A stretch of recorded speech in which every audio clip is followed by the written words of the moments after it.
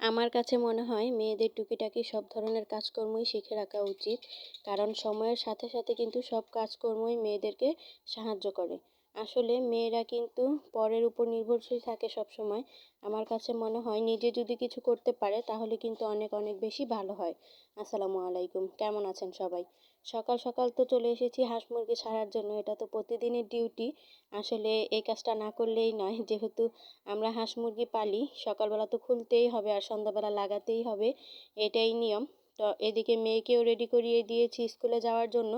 আর এইদিকে যে বাচ্চাওয়ালা যে মুরগিটা ছিল এটাকে ধরে আটকিয়ে রাখবো, কারণ এটাকে তো আমি সবসময় আটকিয়েই রাখি। তো সর্বপ্রথম হচ্ছে আমার মেয়েকে দিয়ে 2টা বাচ্চা পাঠিয়ে দিয়েছিলাম, তারপরে মুরগিটা দিয়ে দিলাম। এখন আস্তে আস্তে ওই বাচ্চাগুলোও নিয়ে আসবো। আসলে বাচ্চাগুলো না এখন বড় হচ্ছে আর আস্তে আস্তে চালু হয়ে যাচ্ছে, ওদেরকে ধরে আনা যায় না, অনেক বেশি বিরক্ত করে, সেজন্য একটু কষ্টকর হয়ে যায় আর কি। তবে কি করব, ধরে তো আনতেই হবে। জানি না আর কিছুদিন পর কেমন করব, মানে বাচ্চাগুলো ধরে নিয়ে আসতে পারবো কিনা আমি সেটাও বুঝতে পারতেছি না। দেখেন মাশাল্লাহ কত সুন্দর লাগতেছে, তাই না? ছোট ছোট বাচ্চা কিন্তু দেখতে অনেক অনেক বেশি ভালো লাগে। আমার কিন্তু অনেক বেশি পছন্দ হয় এই ছোট বাচ্চাগুলো। আস্তে আস্তে যখন বড় হয়ে যায় না, তখন একদমই ভালো লাগে না দেখতে, তখন মনে হয় যে ছোটবেলায় ভালো ছিল, কেন বড় হলো। তো আমার মেয়ে এদিকে 2টা নিয়ে দাঁড়িয়েছিল, তো ওর হাতেরটাও রেখে দিলাম। এখন খুব ভালো করে আটকিয়ে দিব। আর হ্যাঁ, ওদেরকে আমি ফিড খাওয়াই, তো পরিমাণ মতো ফিড আর পানি দিয়ে দিয়েছি। আর এই দিকে আমার মেয়ে চলে যাচ্ছে স্কুলে। ওই যে একদিন বললাম না যে ওর চাচুর সাথে ওই স্কুলে যায়, তো এই তো ওর চাচু ওকে নিয়ে যাবে। ওর চাচু ক্লাস 5-এ পড়ে আর আমার মেয়ে পড়ে ক্লাস শিশুতে। তো এই জন্য হচ্ছে ওদের কোচিং আছে, কোচিংয়ে যায়, সেজন্য আমার মেয়েকে নিয়ে যেতে পারে। তো এটার কারণে আমার অনেক অনেক বেশি সুবিধা হয়েছে।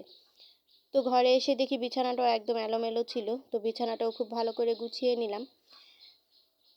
বিছানা টিছানা গুছানোর পরে তারপরে তো চলে এসেছিলাম বাইরে। এই তো জামা কাপড় নেড়ে দিয়েছি আর চলে যাচ্ছি এখন মেয়েকে নিয়ে আসতে।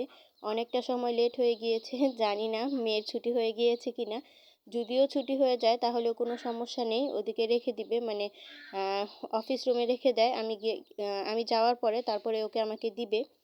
তো মেয়েকে নিয়ে এসেছি, তারপরে মনে হলো মেশিনটা একটু দেখি। ওই যে বললাম না, মেয়েদের সব ধরনের কাজকর্মই শিখে রাখা ভালো। তো এই তো এসে দেখি যে মেশিনের এই অবস্থা, একদম ধুলো জমে আছে। মানে এত পরিমাণে ধুলো যে হাত দিলেই যে ধুলোটা সরে একদম আসল যেই ফার্নিচারটা মানে কাঠটা ওইটা বেরিয়ে আসতেছে। আসলে অনেক দিন যাবত এটাকে পরিষ্কার করা হয় না, আর এটা দিয়ে কোনো কাজকর্মও করা হয় না। কি করব, শরীরটা তো বেশি ভালো না সেজন্য। আর আমার মেশিনে বসাও নিষেধ, সেজন্য আর আমি বসতেও পারি না। আয়রন টায়রন সব কিছুতে একদম ধুলো জমে আছে। তো আমি আস্তে আস্তে সবগুলোকেই পরিষ্কার করে নিচ্ছি আর মনে মনে ভাবছি আজকে মেয়ের জন্য একটা জামা বানাবো। দেখি কিছু টুকরো টুকরো কাপড় আছে, অনেক দিন হলো তো মেশিনে বসা হয় না, তো দেখি বানিয়ে কি অবস্থা, মেশিনটা কি আসলেই ভালো আছে কিনা, না নষ্ট হয়ে গেছে। আসলে এইসব মেশিন টেশিন অনেকদিন কাজকর্ম না করলে কিন্তু নষ্ট হয়ে যায়। মানে সেলাইটা একদমই বসতে চায় না, অনেক বেশি মানে ডিস্টার্ব দেয় মেশিনে, বারবার শব্দ করে, নয়তো বা সিলি নষ্ট হয়ে যায়। তো এই কারণে আর কি ভাবতেছিলাম একটু দেখি কি অবস্থা। তো এই তো আমি জামাটা অনেকটা বানিয়ে ফেলেছি, একদম লাস্ট পর্যায়ে এসে ভিডিও করেছিলাম। আসলে কাজকর্ম করতে করতে না অনেক সময় ভিডিও করার কথা একদম ভুলেই যাই, কি আর করব। তো এই তো এখন হচ্ছে আমি এই জামার লাস্ট পর্যায়ে লাস্ট ফিনিশিং দিচ্ছি, এখানে কুচি দিয়ে নেব। আসলে কুচি দিলে না যে কোনো জামাই দেখতে অনেক বেশি ভালো লাগে। আমি এখানে জামাটা বানাচ্ছিলাম আর আমার মেয়ে কিন্তু পাশেই বসেছিল। কখন জামাটা বানানো শেষ হবে আর কখনো পরবে, মানে আমি যখন জামা কাপড় বানাই না তখনও পাশেই বসে থাকবে আর বারবার বলবে মা কতটুকু হলো কতটুকু হলো, আমি কখন পরতে পারবো। আসলে বাচ্চাদের মনে হয় এরকমই মনে হয়, আমরাও মনে হয় ছোটোবেলায় এরকমই করেছি। আসলে আমাদের ছোটোবেলার কথা তো আর মনে নেই। এখন আমার মেয়েকে দেখি আর মনে মনে ভাবি হয়তো বা আমরা ছোটোবেলায় এরকমই করেছিলাম। আর এখনটা না, মানে এখনকার সময় অনেকটাই খেয়াল করি যে বাচ্চাদের নতুন জামা কাপড় কিনে দিলেও না ওরা বারবারই ওইটাকে দেখে। তারপর নতুন ব্যাগ ট্যাগ যাই কিনে দেয় না কেন বারবার বের করে দেখবে, পরবে, হাতে নিবে, নাড়াচাড়া করবে, ওদের কাছে হয়তো বা ভালো লাগে। আর আমিও মনে মনে ভাবি হয়তো বা ছোটোবেলায় আমরাও এরকম করেছি। আসলে এরকমই না, আস্তে আস্তে বড় হয়ে গেলে না ছোটোবেলার অনেক কিছুই ভুলে যাই, মনে থাকে না, কিন্তু আবার বাচ্চা কাচ্চাদের দেখলে সেগুলো কিন্তু মনে পড়ে যায়। তো এখানে আমি যে কুচিগুলো দিচ্ছিলাম, আমি কিন্তু অনেক আস্তে আস্তে কুচিগুলো দিচ্ছিলাম, কারণ ওই যে বললাম অনেক দিন হয়ে গেছে আমি জামা কাপড় বানাই না, তো ভাবলাম যে আস্তে আস্তেই দিই। তার উপরে আবার মেশিন চালানো নিষেধ, সেজন্য অনেক সাবধানে কিন্তু মেশিনটা আমি চালিয়েছি। যদিও আপনাদের ভাইয়া জানে না, আপনাদের ভাইয়া জানলে আমাকে অনেক অনেক বেশি রাগারাগি করবে যে কেন তুমি মেশিনটা মেশিনে বসেছো, তোমার যেহেতু সমস্যার কারণে একদমই নিষেধ আমার মেশিনে বসা। তো কি আর করব, নিজের জামা কাপড়ই কিন্তু এখন আমি অন্য টেইলারের কাছে দিয়ে বানাচ্ছি, কিচ্ছু করার নেই, সহ্য করেই থাকতে হবে।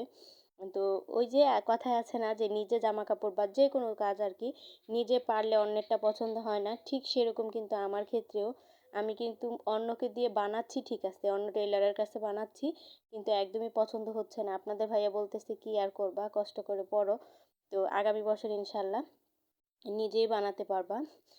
তো এই তো যেমন কথা তেমন কাজ, তো টুকটাক করে বানিয়ে নিলাম মেয়ের জামাটা।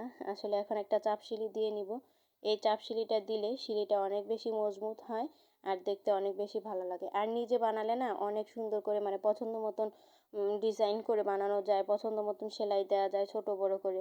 তো অন্যদেরকে টেইলারের কাছে বানালে তো আর ওইরকম করে কিছুই করা হয় না, বা ওনাদের ইচ্ছে মতো ওনারা বানিয়ে দেয়, সেজন্যই আর কি। তো এটা হচ্ছে একটা টুকরা কাপড়, বেক্সি বয়েল ছিল, সেই সাথে আমার পায়জামার একটা কাপড় ছিল ছোট। তো ওই কাপড়টা দিয়ে আমি যতটুকু পেরেছি ততটুকু, আর ওই যে বললাম যে মেশিনটা ঠিক আছে কিনা সেটা দেখার জন্য ওরকমভাবে তো আর বানাই নেই। তবে যেহেতু নিজে বানাতে পারি, আমার মেয়েকে কিন্তু আমি কিছুদিন পর পরই জামা কাপড় বানিয়ে দেওয়ার চেষ্টা করি, যাতে ও নতুন নতুন জামা কাপড় পরতে পারে। তো বাচ্চা মানুষ তো নতুন নতুন জামা কাপড় পেলে সবসময় খুশি হয়। তো আমার কাছে অনেক বেশি ভালো লাগে যে আমি আমার মেয়েকে যেমনই পারতেছি নিজে বানিয়ে তো দিতে পারতেছি। যেহেতু আমরা নিম্ন মধ্যবিত্ত মানুষ, আমাদের পক্ষে কিন্তু প্রতি মাসে একটা করে জামা কেনা সম্ভব না। তবে টুকটাক সেলাই করে দেওয়া যায়, টুকটাক যে কাপড় টাপড় বেঁচে থাকে বাচ্চাদের, কিন্তু ছোট ছোট কাপড় বেঁচে থাকলে ওইখান থেকে অনেকগুলো ওইখান থেকে জামা কাপড় বানিয়ে দেওয়া যায় কিছু কিছু। তো ওই কারণেই আমার হচ্ছে ওকে বানিয়ে দেওয়া হয়। আর ও কিন্তু আমার আমি যেই জামা কাপড় বানিয়ে দিই, ও কিন্তু ওই জামা কাপড়গুলো অনেক পছন্দ করে পরে। এই কারণে আমি আরও বেশি করে ওকে জামা কাপড় বানিয়ে দিই, যেহেতু ও অনেক বেশি পছন্দ করে আমি জামা কাপড় বানিয়ে দিলে। তো এই তো আমার জামাটা বানানো শেষ, এটা হচ্ছে ফাইনাল লুক। তো দেখতে কেমন হয়েছে চাইলে কিন্তু ছোট্ট একটি কমেন্ট করে আমাকে জানিয়ে দিতে পারেন। আর এই পর্যন্ত যারা আমার ভিডিওটি দেখেছেন, যদি একটু হলেও ভালো লেগে থাকে চাইলে কিন্তু আমার ভিডিওটিতে একটি লাইক দিয়ে যেতে পারেন। আর যদি খুব বেশি ভালো লেগে যায় তাহলে কিন্তু আমার চ্যানেলটিকে সাবস্ক্রাইব করে আমার চ্যানেলের পাশেই থেকে যেতে পারেন। এই তো দেখেন জামাটা বানাতে দেরি কিন্তু ওর পরতে দেরি নেই, পরে তো এরকম স্টাইলে ছবি তোলো, এরকম স্টাইলে ছবি তোলো। তো হালকা পাতলা কিছু ছবি আমি তুলে দিয়েছিলাম। তারপরে চলে এসেছি রান্না করার জন্য। আজকে নলা মাছ রান্না করব উস্তা দিয়ে আলু দিয়ে, সেই সাথে ভাত। আর কিছু রান্না করব না, ওই যে মেশিনে বসে শরীরটা কিন্তু অনেকটাই ক্লান্ত হয়ে গিয়েছে, আর সেই সাথে অনেকটা বেশি খারাপও লাগছিল। তো ওই জন্য ভাবলাম যে এক পদের তরকারি রান্না করে রাখবো, এটা দিয়ে খাওয়া হয়ে যাবে। তো আমি যেহেতু একটু অসুস্থ, সেজন্য আপনাদের ভাই ওরকমভাবে কিছু বলে না। যখন সুস্থ থাকি তখন দেখা যাচ্ছে 3 পদ 4 পদও বানানো হয়ে যায়, রান্না করা হয়ে যায়, কি আর করার। এখন তো জানে যে অসুস্থ আমি পারবো না, সেজন্য 1 পদ রান্না করলে 1 পদ দিয়েই খেয়ে ফেলে। আসলে পুরুষ মানুষরা এরকমই, সব দিক দিয়ে বুঝতে হয়। তো অনেক পুরুষরা হয়তো বা বোঝে না, তবে আমার হাজব্যান্ড অনেকটাই বোঝে, আপনাদের ভাইয়া অনেকটাই ভালো মানুষ সে। তো এই তো এখানে আমি মশলাটা খুব ভালো করে কষিয়ে নিয়েছি, তারপরে দিয়ে দিয়েছি ভেজে রাখা মাছ, সেই সাথে আলুগুলো।